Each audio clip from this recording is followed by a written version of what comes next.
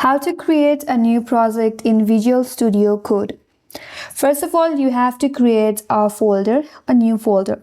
So head towards the empty space in your desktop, right click on it.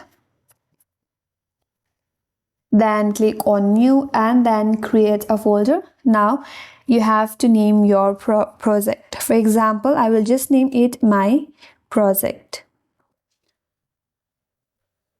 After you create your folder, you can open up the folder.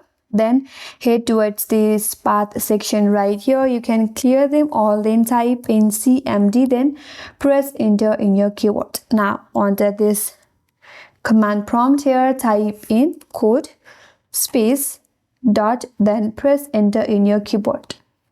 Then you will directly land in the Visual Code Studio and your project is now created.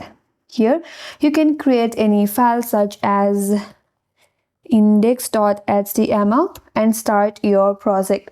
So that's how you can create a new project in Visual Code Studio, and that's all for today's video. Hope this video was helpful, and if you're new to our channel, consider subscribing. Thanks for watching and stay tuned for more videos.